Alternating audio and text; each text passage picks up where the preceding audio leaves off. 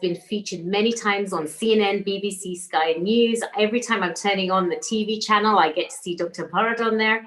He has a lot of experience on pandemic, and he was also a key player in the Ebola and SARS surveillance and control systems. Dr. Bharat, how are you doing? We're so grateful to have you again on our show. How are you? Good afternoon. Namaste. Namaste, everyone. It's a pleasure, and thank you for inviting me back. I feel empowered. That was a lovely speech and presentation we heard a few minutes ago, and now it's my turn. So I'm looking forward to it. Yeah, we have a lot of people that have been very excited to have you on because there's been so many questions. You know, it's been quite a while now. The vaccine's been out for some time, and you're the global expert. So I have a lot of questions, and let's get straight into it. The first question is, vaccine's been out for some time. Is it safe?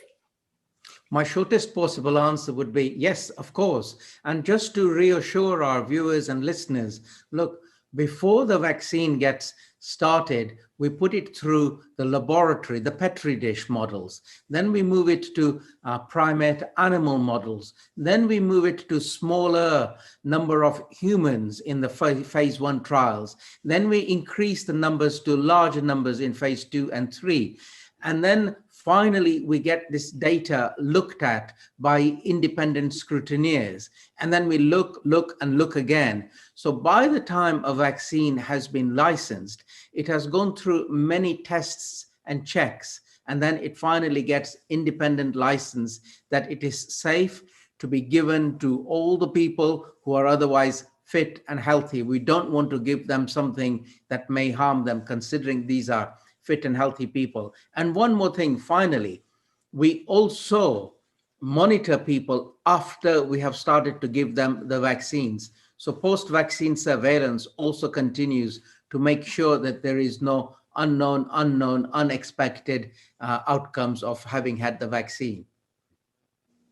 I think the concern that a lot of people have is the fact that this vaccine came out so fast. You know, most vaccines take several years to be monitored and trials. What's your take on that? So the reason why not only vaccines, but medicines take decades to finally come to the market is that inertia. The inertia is the thought, the idea, then working it in the lab, and then recruiting people to test it on, and then progressing that experiment, and so on. And all these hurdles take time. You have to get all these ethical board approvals, permissions, etc. And finally, you've also got to find the people to try this new experiment on. And with respect to the vaccines, because it was a global emergency, several things happened. One, it was almost like a bottomless pit of money. So a lot of money was made available to the pharmaceutical companies. Secondly, it was done with earnest and resolve, which was, we're going to do this, we're going to fund you to do it, we're going to make available the volunteers, we're going to be able to do it in record time by opening up all those gates for you. So what was not done was cutting of corners. No corners were cut. We would never cut corners just because we wanted to get something to market quickly. So in answer to your question, Sheila, the answer is, please don't worry that we managed to get a vaccine within 1 year. The reason why we got it within 1 year is all those restrictive gates, the bottlenecks, the restrictions, the slowing down processes were removed, and a lot of money was poured into the system to make it happen sooner. And that's why we've got the vaccines in less than a year. So that makes a lot more sense. What you're saying is something that would have taken several years with the amount of people that had the vaccine and the money that was putting it was able to be done a lot in a shorter time. That is correct, yes. So the concern is also, now this is a different kind of vaccine, right? Most of the vaccines can either be like AstraZeneca, which is like a live attenuated vaccine. but we've got this mRNA vaccine. And obviously for a lot of people that aren't in the medical field, just the word mRNA sounds scary because we associate it with DNA, and then with DNA we're thinking, is it going to change our DNA? Is something going to happen? I mean, I've been on a lot of forums. A lot of my patients ask me a lot of questions. You know, they're worried about long-term effects of this new vaccine because it's not been around before. Are they going to have issues with autoimmunity, Alzheimer's, Parkinson's? Can you address that, Doctor? My pleasure, absolute pleasure. And really, I want our viewers and listeners to celebrate. This is a huge celebration for science. And if I could turn back, I want to be 20 years old again so that I can join in with this medical revolution. So what this revolution means is as follows. Let me take you through the journey. It really is beautiful. So the So the Pfizer Moderna vaccines are based on a nanoparticle technology. And we really must salute the engineers. Engineering is also important in science and medicine. We salute the engineers who can make the machinery to make the nanoparticles. So what we have is a molecule of mRNA, and I'll explain the mRNA bit in a minute.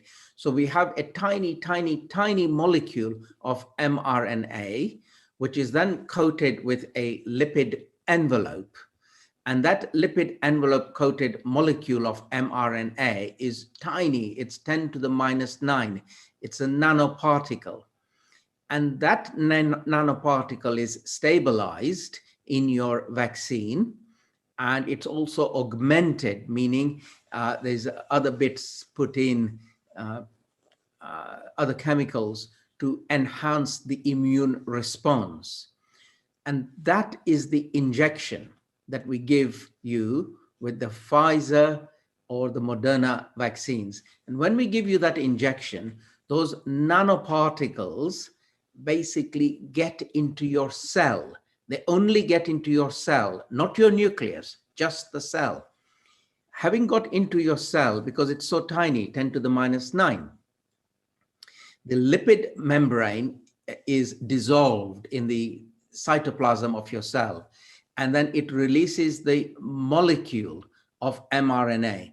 That released molecule of mRNA finds what we call a factory in your cell. That factory, we call it a ribosome. So when the mRNA interacts with your ribosome, the ribosome has only one job. It does the job that the mRNA tells it to do. So this mRNA, which we have injected into you through the lipid envelope, tells the ribosome, make me some spike proteins. And it makes you the SARS-CoV-2, the spike protein. And having made this spike protein, these spike proteins are expressed, meaning pushed out onto the surface of the cell membrane. And your body's immune system then recognizes these spike proteins and says, hello, you don't belong here. You don't belong to my body here. You are an alien. You are not supposed to be here. So the immune system recognizes it and attacks it and makes antibodies to attack it. And it also makes immune memory. This way, the vaccine works by making your body make the spike protein, and your body's immune system recognizes the spike protein and makes immune memory. And it makes immune memory two ways. One we call T cell immunity, so that's cellular immunity. And the other one is B cell immunity, which is the arm that makes antibodies. So that's the immune and immunity process for the Moderna and Pfizer-BioNTech vaccines. Now then, if we move on to the AstraZeneca Oxford vaccines and the Sputnik 5 Russian vaccine, they are also similar, but a different platform.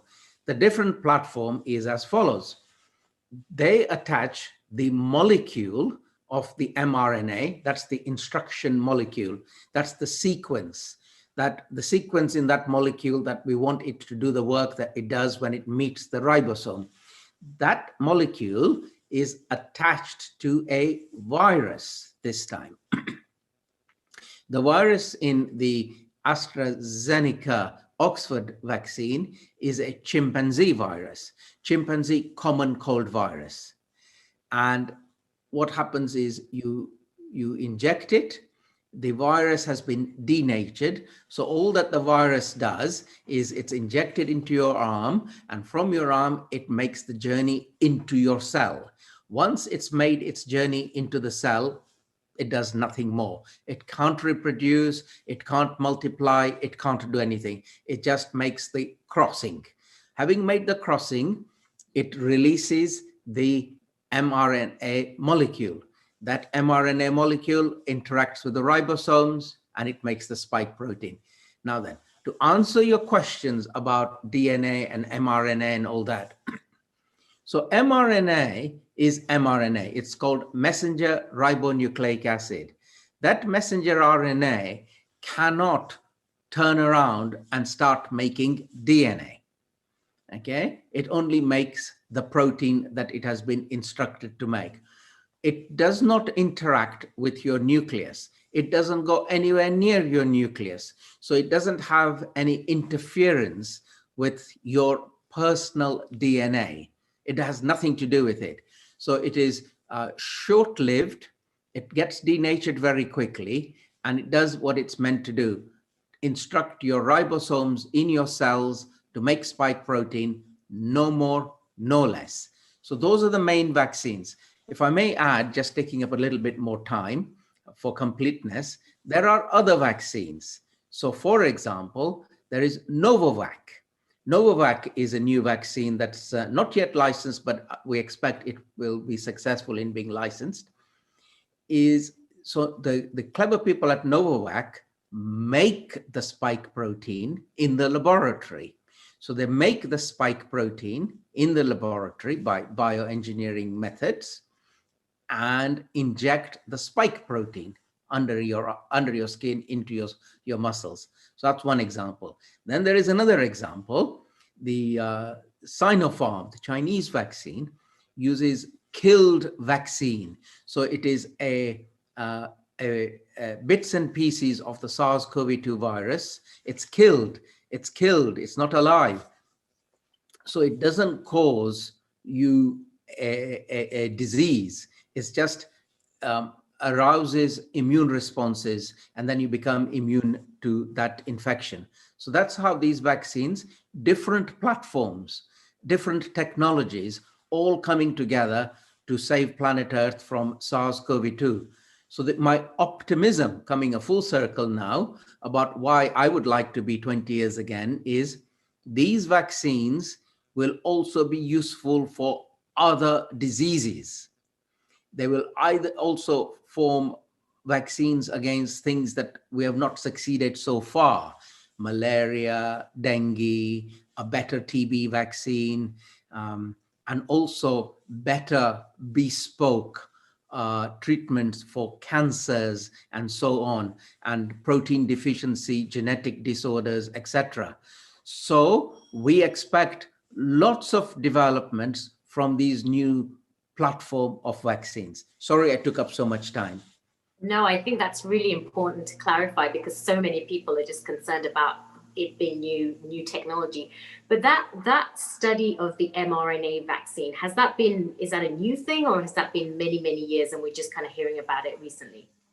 So we've been trying with these mRNAs for a long time, and we never quite succeeded in getting the mRNA, the instructions, into the cells consistently, persistently, successfully all the time, until we tried this using the carrier, the virus, to take it into the cell.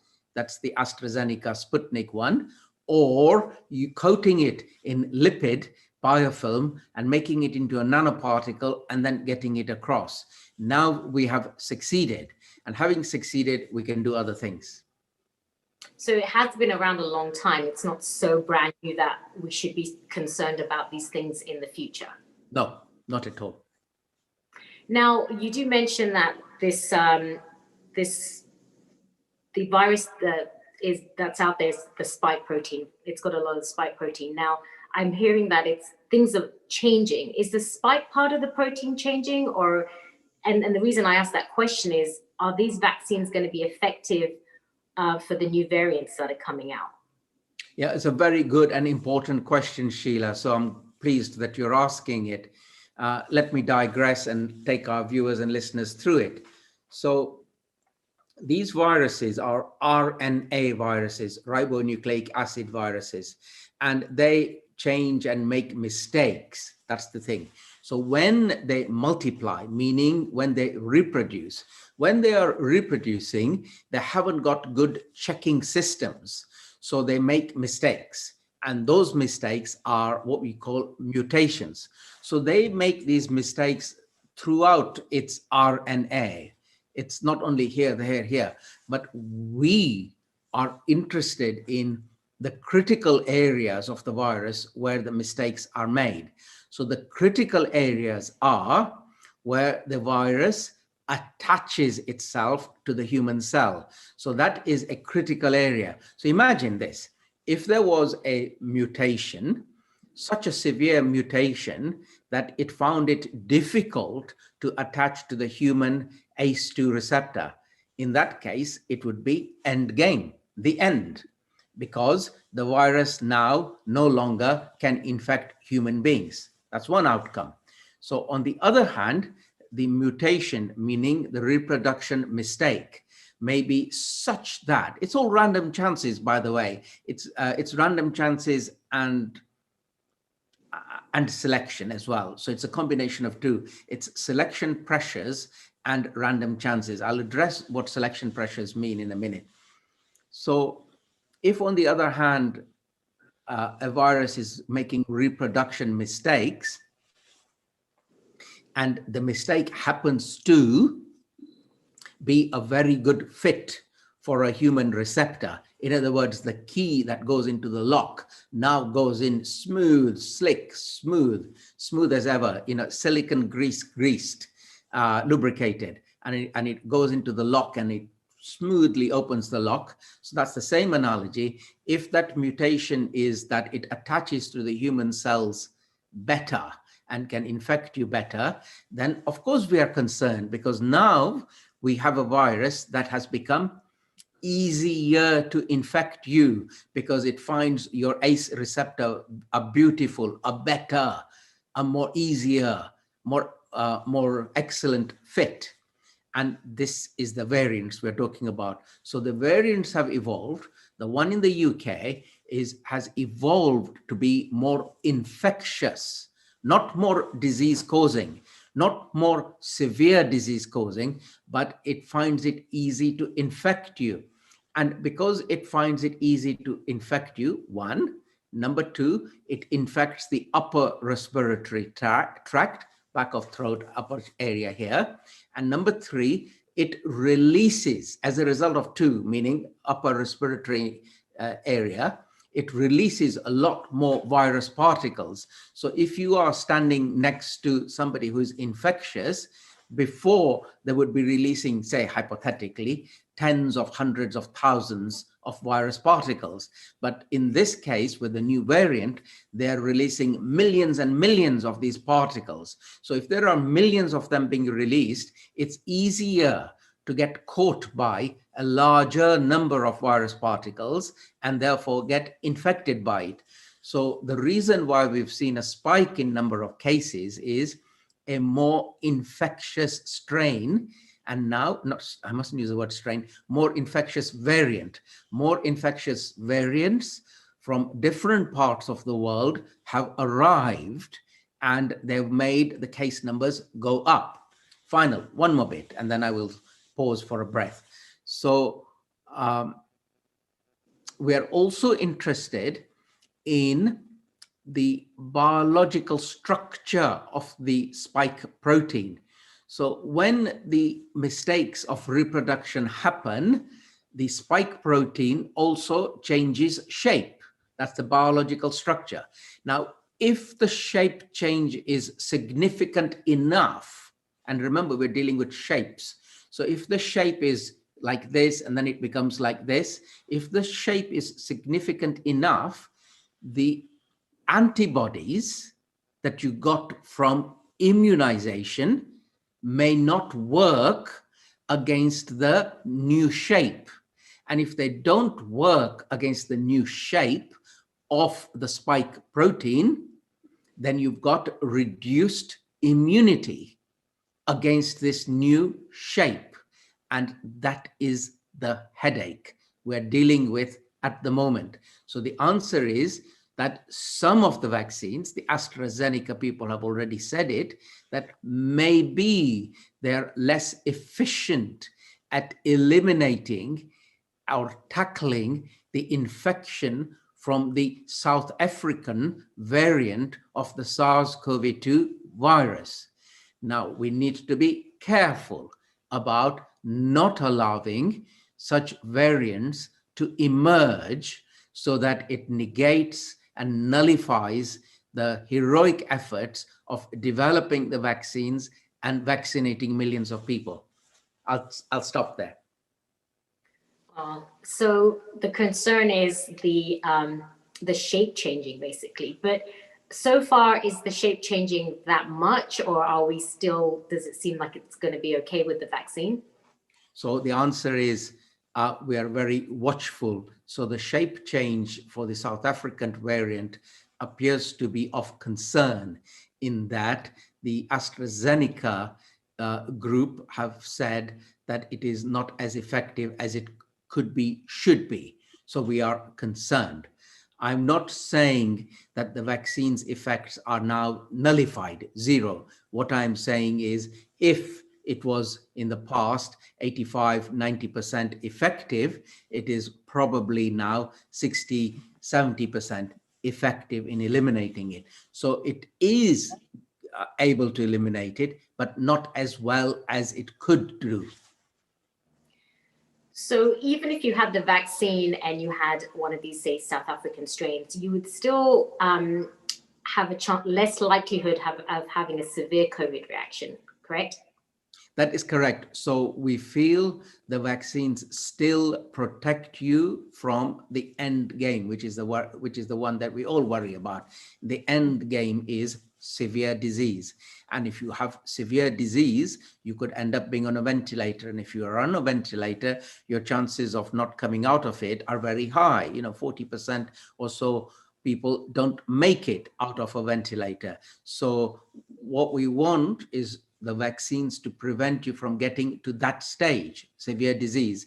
And we feel at this point in time, all the vaccines out there on the market protect most of the people against getting severe disease. They do not protect 100% of the people, but they protect the majority of the people in the high percentages, in the 80, 85% plus region. They are protected from severe disease, which is a very good thing. We should celebrate this. And are you finding that all the vaccines that are currently out there are just as good as each other, or there's some that are better than each other? Sheila.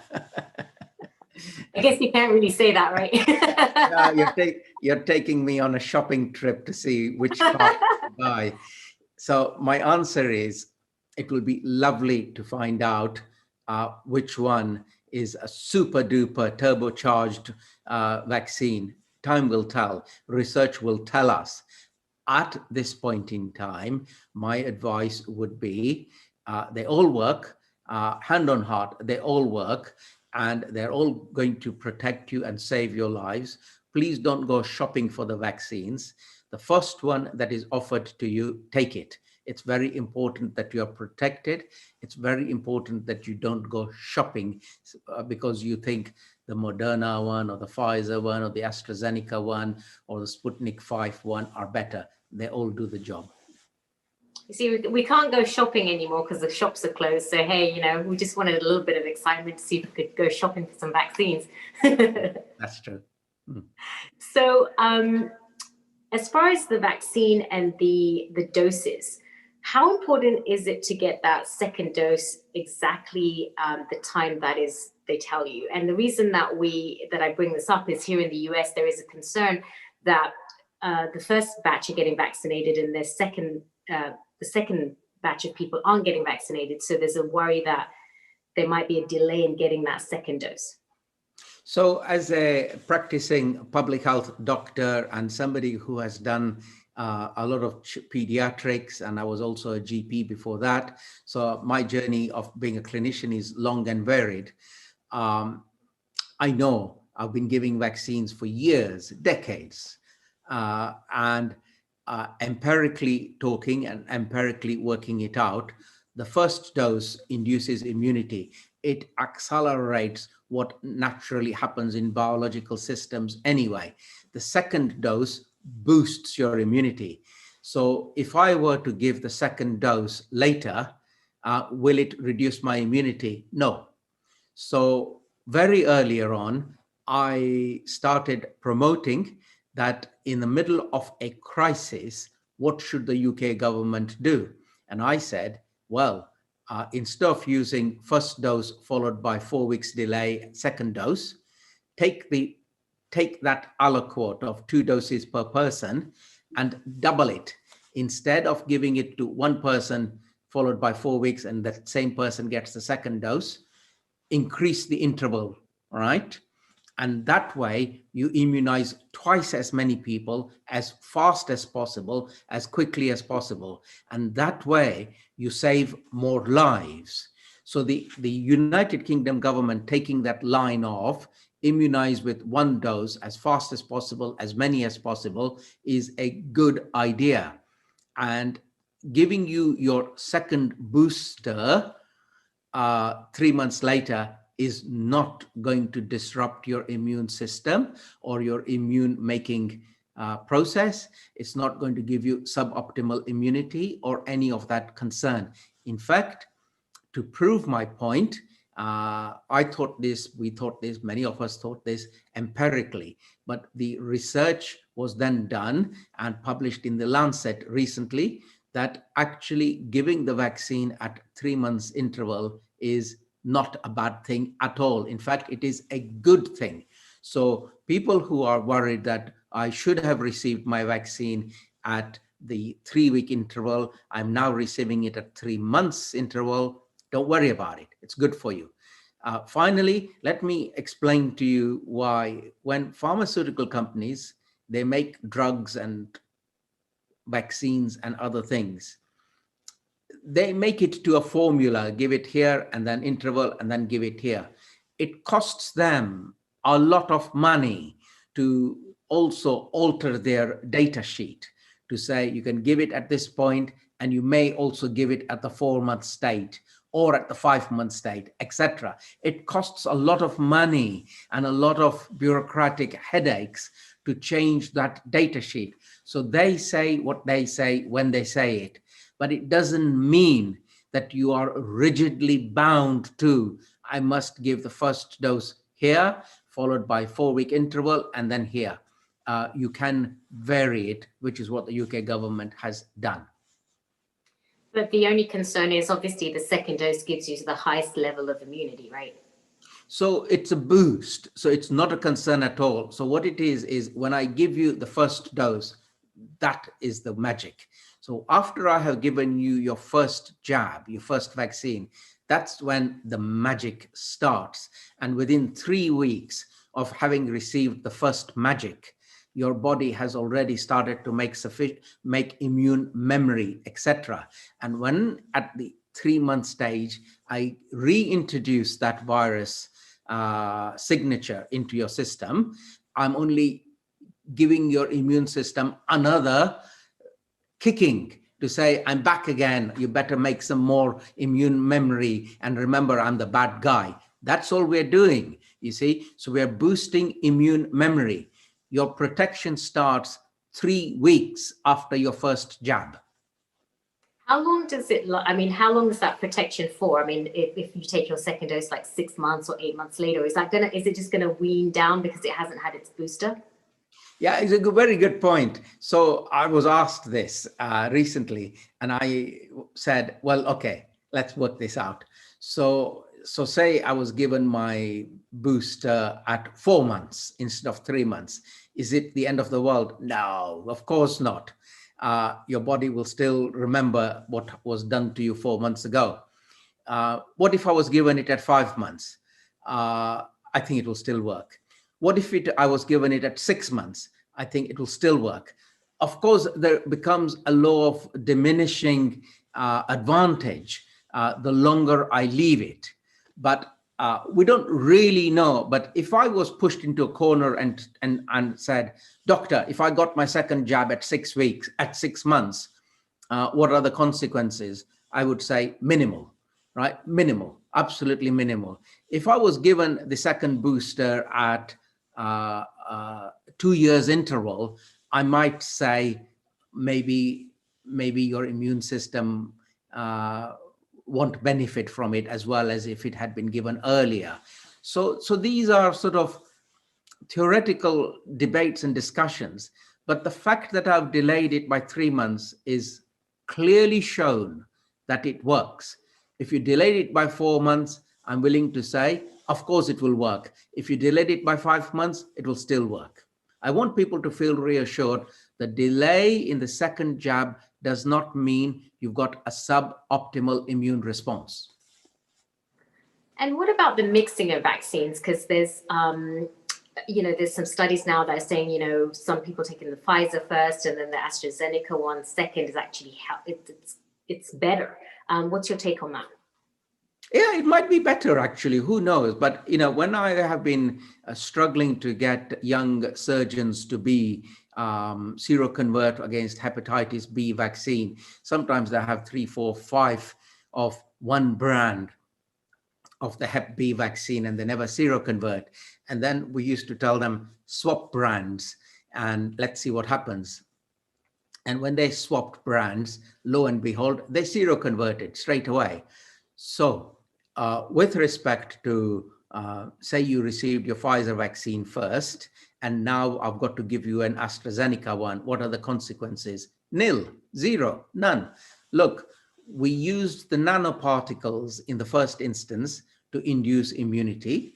This time, we're using a carrier virus to take the mRNA molecule into your cell to make the spike protein to express and then create immunity. So we're using a different pathway to get into your cell, but to make the immune response, it's the same process. We're getting your ribosomes to interact with the RNA, messenger RNA, to make the spike protein. One was through a nanoparticle, the other was through a virus getting the molecule into your cell. No difference, no problem, it will work. Got it. Now, the concern out there is the age. There's some countries that are very concerned about people above 65 taking the vaccine. What are your concerns about that, Dr. Parrott? Yeah, Sheila, you're asking lovely questions today. I'm very happy to be asked them and answer them for you too. So thank you for asking it. These are lovely things that I love teaching my students. So here it is. So this is a case of splitting hairs, right?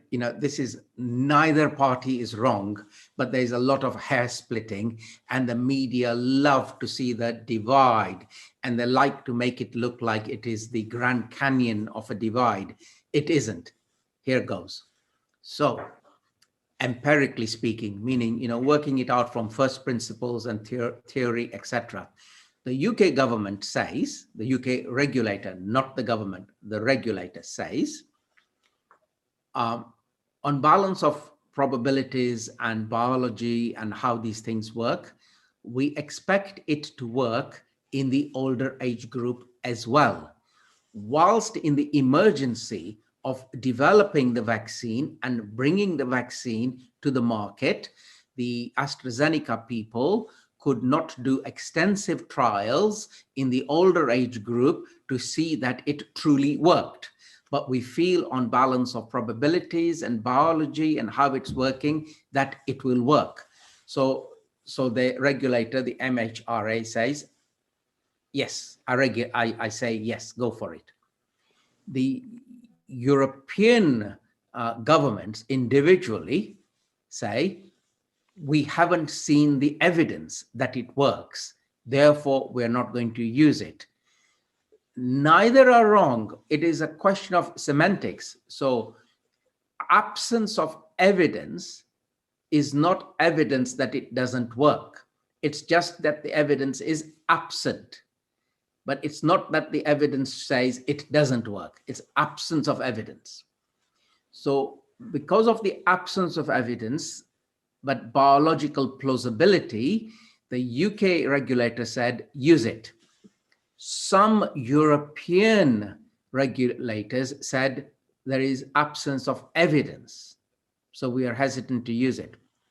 The European Medicine Agency did say that it will work. So we've got individual European nations saying we don't know. If I were to make my own conclusion about this mess of mixed messaging, I think it is manipulation by politicians to cover their backs for shortages of the vaccine. So it's easy to say, isn't it? It doesn't work anyway. The truth is, you haven't got the vaccine, so you don't want your people to be angry with you. So one way to stop them being angry with you is to say, it doesn't really work anyway. Do you see the nuance? And I think that's at play here, because I saw it at play when there was a shortage of masks. The narrative was, we don't know if masks work. Deep down, I felt actually you didn't really have the masks, and that's why you were not keen to promote mask wearing. Wow, thank you for that little insight there. So the concern I have is a lot of the elderly population, they get their vaccine, they get their second booster dose, and then they start feeling comfortable. They feel that, oh, you know, we're protected.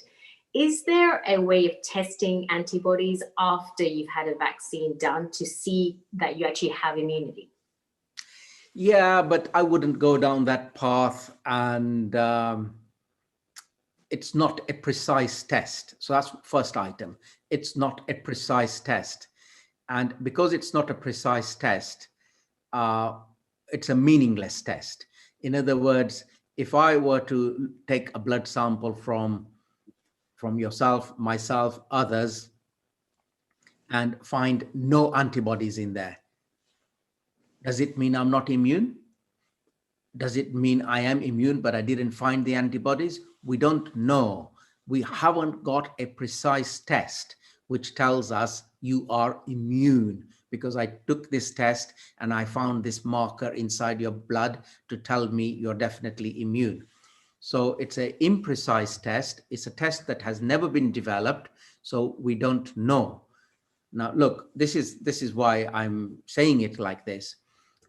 When I inject you with the spike protein to induce immunity, there is a surge in antibodies, and that surge goes up, and then over the process of time, that antibody levels drop.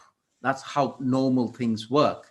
But just because it has dropped does not mean you're not immune, because you'd have almost undetectable antibody levels. But the moment the virus enters your system, your body's B cells and T cells wake up, they stir into actions and shoot the antibody levels to high levels to fight this new invader very, very quickly. And that's how it works. So your body doesn't make antibodies for free, just hanging around there doing nothing. So that's why we don't have a test. Got it. And what about the people that have already had COVID-19? And then, so they're saying some of these people, they're pretty sure they had COVID, then they do the antibody test, and then they don't have the antibodies. Do they have a different level of immunity that is just not being detected based on what you're saying? No, with the passage of time, antibody levels will drop, but that doesn't mean they are not immune. we would expect them to remain immune. How long for, we don't know. But my advice to people who've had COVID is you should still be immunized, because the vaccine will stimulate your immune system and prime it to be in a prime condition in case you were to encounter the virus again. So if you had COVID, please get vaccinated. And if you've had COVID and you had an antibody test and the antibody levels were so low, therefore you think you're not immune, that's not true. There is no reliable test to tell us that you are immune or not immune after your infection or after your immunization.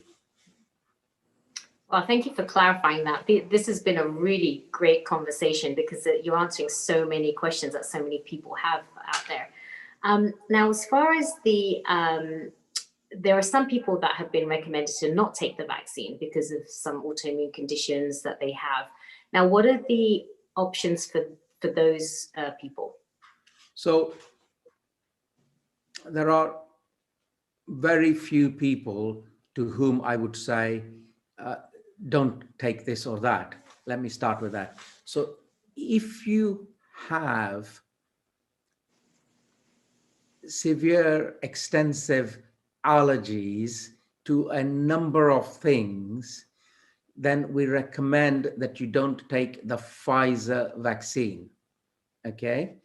So if you have severe, extensive allergies to a number of items, so it would be something like this: pollen, nuts, sesame seeds, bee stings, other allergens, lots and lots of extensive, severe, extensive allergies. Number one, extensive allergies meaning number of items. And number two, a extensive, serious reaction, like an anaphylactic type reaction if you were introduced to these peanuts, sesame oil, bee sting, etc. Then we say, don't take the Pfizer vaccine, but take the AstraZeneca Oxford vaccine instead. It's not a case of don't be immunized. Okay, I must lay this to rest. Don't take the Pfizer vaccine. You can take the AstraZeneca Oxford vaccine. Job done. Second point, do I really know of a group of people who should not be vaccinated at all? No. I think these vaccines are good for most people, if not all people.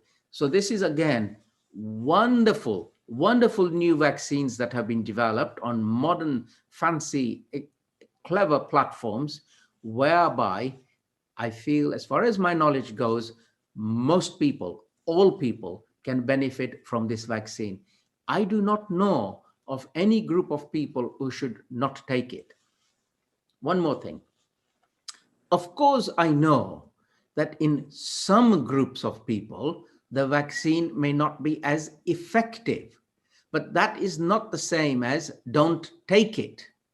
The simple answer to members of the public is you take it, knowing full well that in some people, the vaccine may not produce a good immune response. That's different to don't take it. That makes a lot of sense. Now, what is the future of vaccines at this point? Do you see that they're going to get more effective? Do you feel like there's better vaccines coming out? What do you feel? The future is very bright. The future is brilliant, and it's a marvel of science. So because of antibiotic abuse, we are feeding antibiotics to animals to fatten them faster for the market. We're using antibiotics as food. It is a disgrace. And it's a disgrace upon politicians the world over for not stopping this as soon as they could have, should have, must have. They've failed to do this. As a result, we may not be able to do your hip transplant or your knee joint replacement or your aortic aneurysm or your serious abdominal surgery, etc., when we get antibiotics do not work anymore. And antibiotics do not work anymore because you've been feeding antibiotics to animals to fatten them up faster so that you make more profit. It's a shame. We need to address this urgently today. So we may be able to make vaccines against these bacterial infections where the antibiotics have stopped working. So that will be a new phenomena, a lifesaver. So when we have multi-drug resistant bacteria against which we have no antibiotics that work, it may just be possible to make vaccines that do the job instead. Second bit, we may be able to make vaccines that are bespoke for your cancer.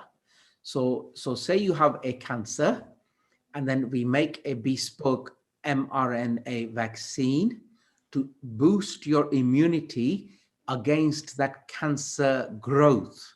So instead of shoving lots of anti-cancer drugs to a cancer patient to kill the tumor, we give you a vaccine which then boosts your immune system to attack the tumor and kill the tumor. So that is a new development, cancer therapy via vaccines. I look forward to those developments. The marvel of getting a sample of your tumor, making a bespoke mRNA vaccine for your cancer therapy, giving it back to you, getting your immune system, not chemicals, not medicines, your immune system to fight the tumor off and control it or kill it is a marvel. This is wonderful times. Wow, that's quite exciting development that's coming out. It's good. It's very good. Now, with the vaccine coming out, can you just reiterate why it's important that people still wear their masks? Yeah, it's again very good question, Sheila. I love you. You're good. You are. So, with the immunization, we are protecting you from severe illness. In some cases, you will get mild infection, an infection that makes you either asymptomatic or symptomatic. And if you are infected, you are also infectious. So if you are infectious, you could go on to infect other people who have not been immunized. And if they get the infection, they could get severe illness and die. Therefore, it is important that we keep the case numbers down by saying, I have got my vaccine protection, but I may have a mild illness and I might go on to infect other people. And also, it is in your self-interest. The self-interest goes as follows. If we don't all behave and suppress infection globally, then these variants will keep on emerging.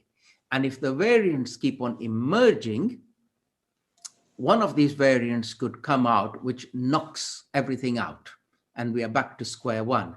So it is in everyone's self-interest to keep case numbers down, both for the vaccinated people and the unvaccinated people. Wow, that is just great advice. Let's spend some time, Dr. Bharat, talking about transmission again. Even though it's almost a year of having COVID-19 out there, I still see people doing silly things and wearing their mask underneath their nose. I still see touching the faces, not the adequate hand washing. Let's just go through the steps again. I know we've done this a few times, but I just feel like we just need to keep re-emphasizing it. Let's go through the how important it is to keep safe and some safety precautions that we can take. Yeah, so Sheila, the Japanese came up with this simple thing, and it's so beautiful. It's avoid the 3 C's. So avoid getting close to other human beings. That's one of the C's. Avoid crowds and avoid closed spaces. So closed means indoor places with poor ventilation. Avoid it. Avoid your crowded buses, tubes, and trains. Avoid your restaurants, etc. That's your crowded places. And then avoid getting close to other people who are not part of your circle. So if you practice those 3 C's, you're on to a winner. The second bit is modes of transmission. We need to accept and admit that we were wrong. It's always good to say, actually, were we wrong, or was it a case of we didn't really know? Maybe it's a bit of both. So the bit of both is, I think there is considerable aerosol transmission of this virus. We started off with it is droplet spread and dirty surfaces with which you can introduce the infection to your nose and mouth. So modes of transmission are now, as of current knowledge, your dirty hand introducing it to your mouth and nose. 1. Second point, droplets from myself infecting you. So if you are next to me and we're in an animated long conversation, I could be sending you some droplets which will infect you. The third bit that we never addressed properly is I could be in this room, have a big sneeze, a big cough or whatever, and leave an area suspended, a volume of air suspended with my virus particles. And then you walk into the room. I've gone, I'm not in the room. You walk into the room, you say, well, there's nobody here in the room, but I was there 20 minutes ago, yeah? So you walk into the room, you inhale the air, you get infected. That's your aerosol transmission. So because aerosol transmission is a big component of getting infected, this is why I emphasize avoid closed spaces where there are too many humans coming and going or already present. Open your windows, dilute the number of virus particles that are circulating in that indoor space so that if you were to get hit, you only get hit by a fewer number and therefore you don't get infected. So this aerosol business is so important. I must emphasize that you wear your mask, you wear a good quality mask. You might even have to wear 2 masks now that these variants are more infectious. But please, my advice is buy a good quality mask, a very good quality mask. And second point, wear it properly. It's so important. I want to demonstrate this to you. So you take these things, okay, nice and clean, right? Do have clean masks. It's important. Now then, watch me, please. This is really important. Don't go here, please. Don't go here. This is ridiculous. Definitely not here, but don't go here. Watch, please. Go to the top of your nose and you press that metal thing that's inside the mask to mold it against your nose. Now watch what has happened, right? It's molded and it's molded high up here. And then hold it here like this and pull it down. So it's nice and tight and snug fitting. You can even put surgical tape here if you wear glasses to stop them steaming up. You see, this is the way to wear it properly. And you really must wear your mask properly. Otherwise, you're only cheating yourself. You're making yourself vulnerable to wearing your mask like this. Do you see how the steam is coming out? Right? If it is coming out from me, it can also come from other people and find your nose and it will infect you. So don't wear a symbolic mask because it will infect you. Then what? So wear it properly. Stop those little particles getting to your nose and mouth. It is in your interest. Thank you for that demonstration. Yeah, you're right. And also a lot of people, they'll touch their mask that's been out. The virus is out there. It goes onto your mask and then they touch it and they take it out like this. Remember, when you're taking it off, you have to take it off from the side, and don't touch the surface of the mask, Yes. because then if you touch it, it's now in your hands, and then you touch your face. Indeed, indeed. Thank you for that, Sheila. Thank you.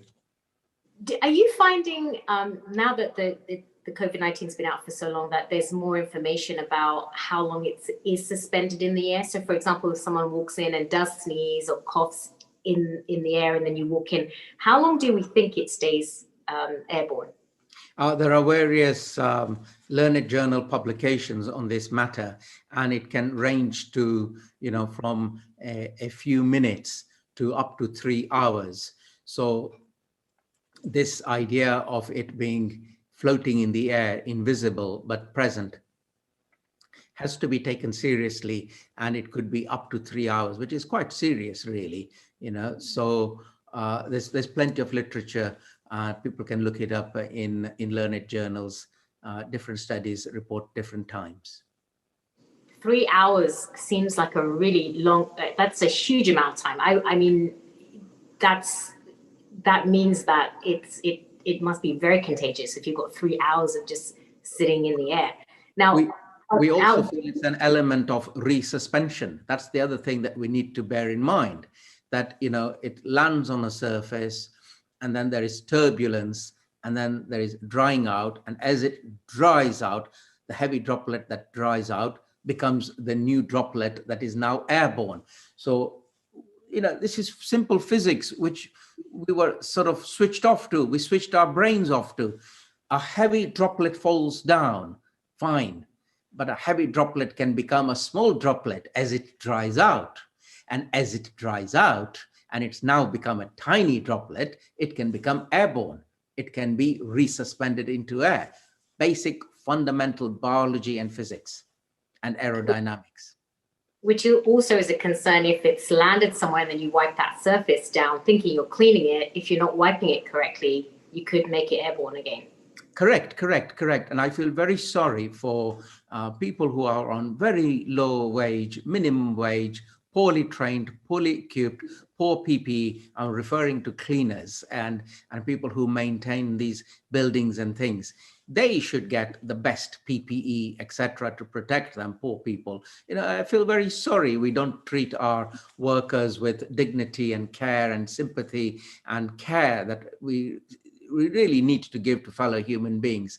They should be given good PPE and good wages, and given good instructions on don't generate the aerosol, go in there, damp it down, and then wipe the surface clean. And then we teach them. I'm privileged to be working in several places where I teach how to don, meaning put on your PPE, and doff, meaning take it off, but take it off in a clever way, like you demonstrated, so that you don't pose a risk to yourself or to others.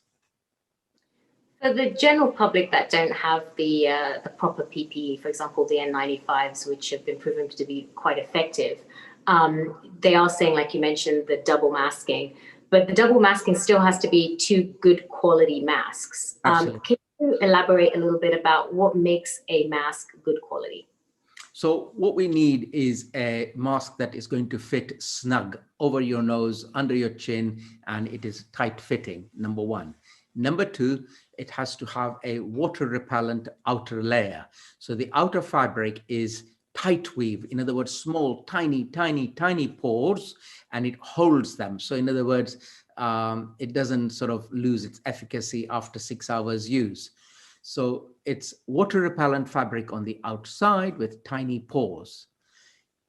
On the inner surface, it's an absorbent layer, and then a final outer layer, which is so it's 3 layers now, an outer layer which is also absorbent. So if you look at this, this is a water repellent outer layer, tight weave.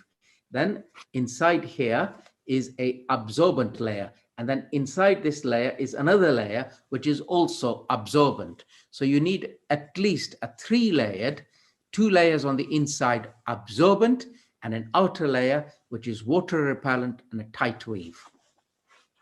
Any particular materials that for these homemade masks that are good? I personally prefer we need to move away from the homemade masks, because the risks are people don't understand the difference between a tight weave fabric, a water repellent fabric, and an ordinary fabric. So now I wish to say it is better you buy something that is certified, and it's not that expensive, but certified that it is properly made mask. I'm sorry to have to say this, but I think it is better to move people to go and buy a good quality mask. Got it. So we have quite a few questions that have come in. So one of the questions is it still safe to go outdoors without a mask? So I've changed my advice on going outdoors with or without a mask. And my answer would be as follows. If you were to walk out of your front door and go out in the woods and there's hardly anybody there, fine, no problem. If you were to go out of your front door and go to your high street, where there is a few hundred people down your high street, and you will be passing people almost every 10 meters or so as you walk by, wear a mask. Definitely. I'm sorry I've had to change my thinking, but now that we've got a new variant which is more infectious, so if I was in an outdoor place with lots of humans present, wear a mask. So based on your comment about outdoor transmission, how long do you think that the virus stays suspended outdoors if somebody coughs and sneezes? I think it's not a question of it stays, but it's a question of it like dissipating. It's yeah. So the good thing is that there is considerable quick dilution of the virus particles that anyone secretes outdoors. Therefore, outdoors is a very safe environment. The trouble is when I am passing by other people in an outdoor arena, I could unfortunately catch their shower of millions of virus particles being secreted. So as I walk past somebody, they may be shedding trillions of virus particles, and I would be unlucky to catch it and then get infected. So it's a case of, as I walk past you or I stop by you for a few minutes, I may get hit. That's the issue. So again, it's back to that viral load, like how much they're taking it. And we still don't know what the amount of viral load someone needs to be infected. Some people it could be a few particles, some people could be a lot more. Is that correct? Yes, indeed, depending on your vulnerability, etc.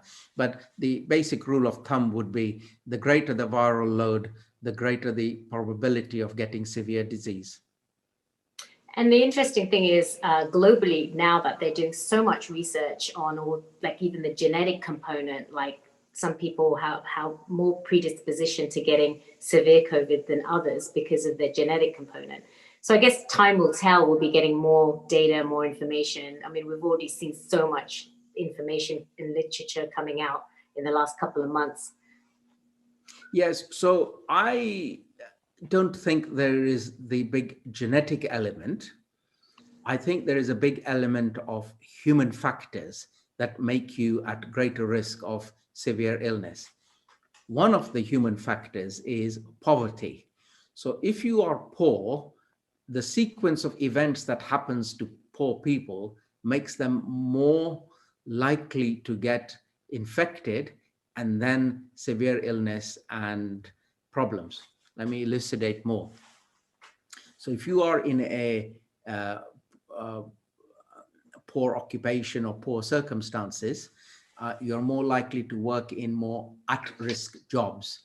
The bus driver, the taxi driver, the chef, the cook, the cleaner, the person working in public places, the shopkeeper, the shop assistant, all of those people regularly exposed to other humans infecting them. And then when they go home, they will also have their brothers, sisters, fathers, mothers, etc., also in similar occupations, all coming home, bringing their risks back home. And then in that home, smaller home, there's a greater chance of them getting infected.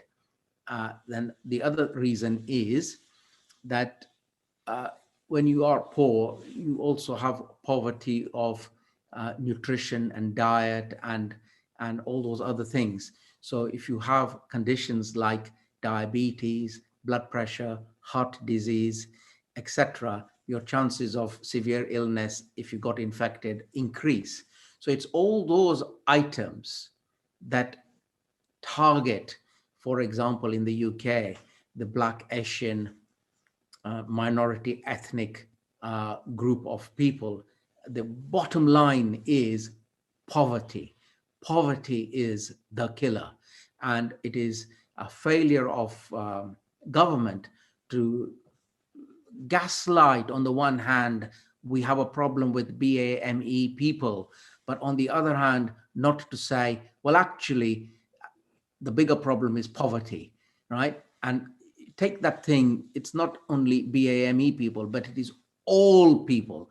All people who are in poor circumstances or poverty are at greater risk of infection and severe illness.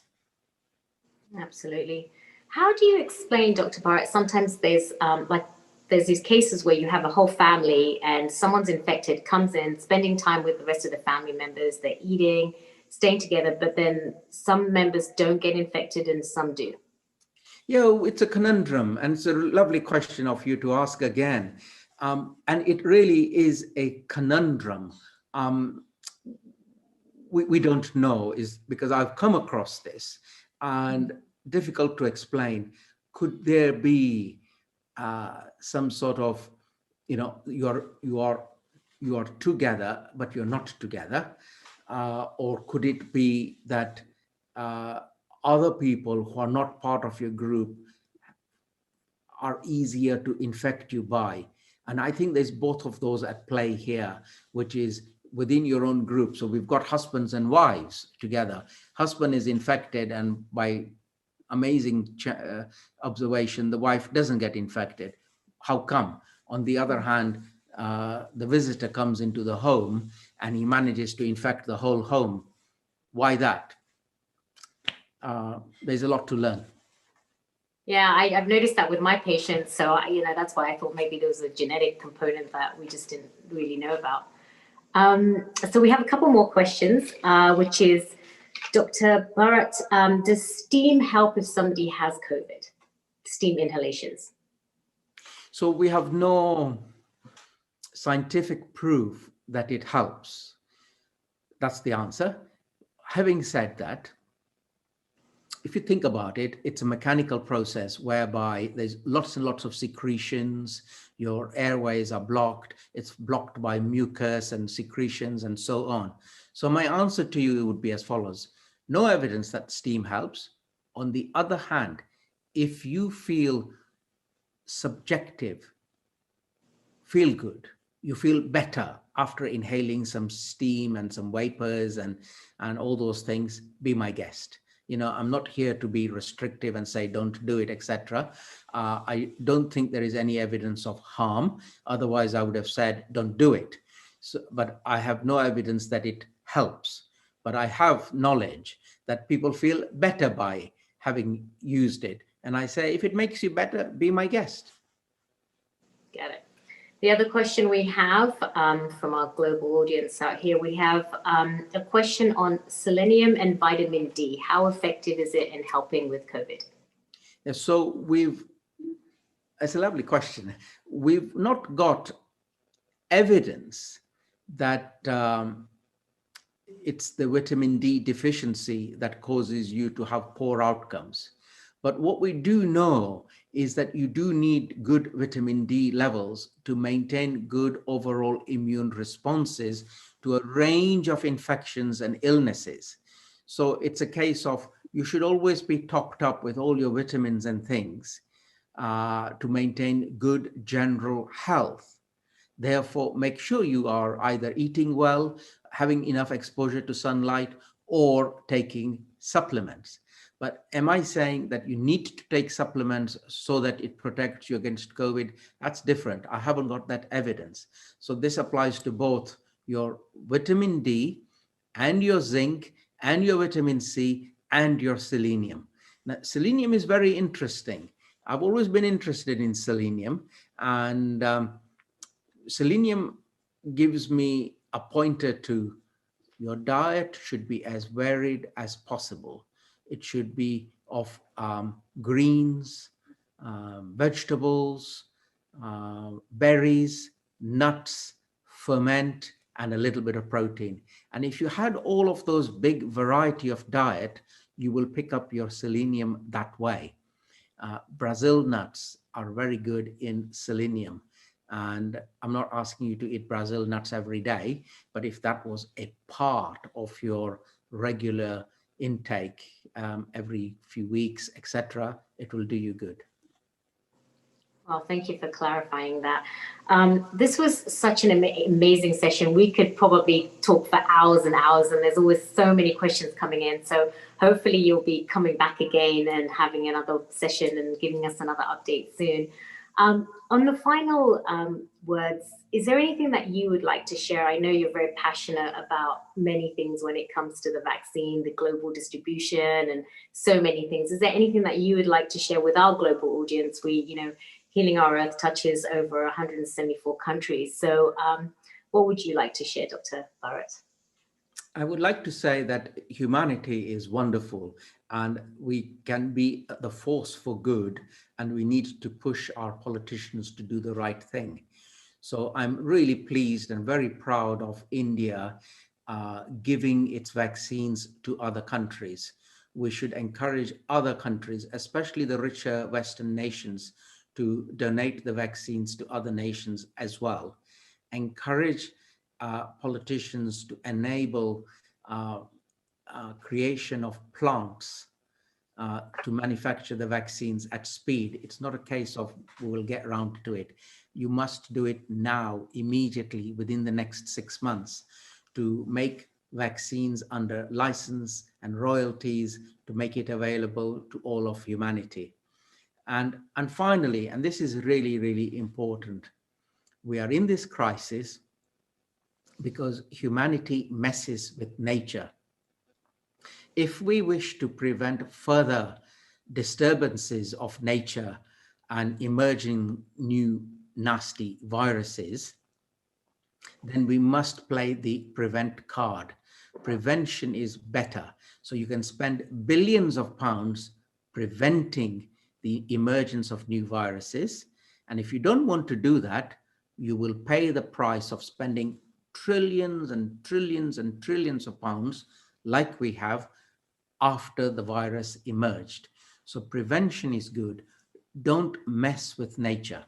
That's a very important message. And we should hold our politicians to account to say, what prevention work have you done? Well, thank you so much for that. And how do we follow you? Can you tell us a little bit of your Twitter feed and other social media aspects? So I like to put up updates every day, just so that little bit of knowledge then builds up a much more extensive level of knowledge taken in drops every day. So I'm on Twitter as Dr. Saib, DOCTORSHAIB, all one word, Dr. Saib. And our Indian Asian audience will understand that handle Dr. Saib much better than many other people will. So that's the Twitter plate. The other bit is, of course, I also post as many international and national interviews I can on my YouTube channel. And over there, you will find me by looking for Dr. Bharat Pankhania, all one word, on YouTube. Dr. Bharat, Bharat, Pankhania, Pankhania, and that's the YouTube channel. Thank you. And I know we're going to be literally every time I switch on the television, you're on one of the channels, CNN, BBC. So we'll be seeing you quite regularly. How many interviews have you done so far, Dr. Bharat? Do you have an idea? I think it is over 15,000 interviews in 1 year. And that equates to many interviews per day. And to be truthful, it is my pleasure to serve humanity, because I do it for free. We don't get a fee for this. It's not done because I'm getting paid. I do it from the warmth of my heart, because I feel I have a message to give to all of humanity to keep safe. Let's make the world a better place. Thank you. And thank you for all the great work that you do. And it's been an honor to have you on our show. And we look forward to hearing from you again in a couple of weeks, where you can give us some more update and some wonderful advice like you did today. Thank you, Dr. Bharat. It's my pleasure. Thank you for having me. Thank you. So